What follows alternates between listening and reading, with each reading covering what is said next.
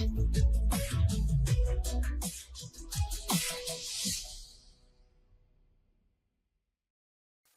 આપ જોઈ રહ્યા છો નેશન પ્લસ ન્યૂઝ. હું છું આપની સાથે હિરલ પંડ્યા.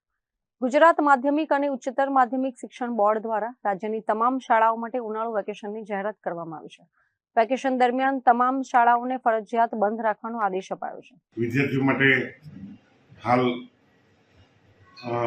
ઉનાળો જ્યારે છે ત્યારે આજ એમના સ્કૂલનો છેલ્લો દિવસ છે, એટલે વિદ્યાર્થીઓ માટે શાળાના સમય બાબતે પ્રશ્ન રહેતો નથી.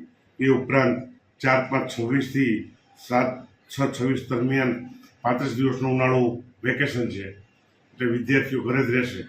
સાહેબ, જે સ્કૂલો ચાલુ રહેશે તો એના માટે કંઈ સરકારશ્રી દ્વારા પ્રાથમિક શિક્ષણ નિયામકની કચેરી દ્વારા તેમજ બોર્ડ દ્વારા ઉનાળુ વેકેશન જાહેર કરેલ છે.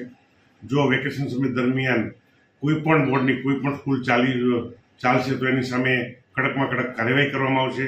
એ ઉપરાંત તેની માન્યતા રદ સુધીની ભલામણ કરવામાં આવશે, કારણ કે વેકેશન બાળકોને ફ્રી થવા હળવા થવા માટે છે, એટલા માટે. સમાચારોના સતત અપડેટ મેળવવા માટે અમારી નેશન પ્લસ ન્યૂઝની યુટ્યુબ ચેનલને સબસ્ક્રાઇબ કરો, બેલ આઇકન દબાવો અને જોડાયેલા રહો ફેસબુક, ઇન્સ્ટાગ્રામ અને ટ્વિટર પર.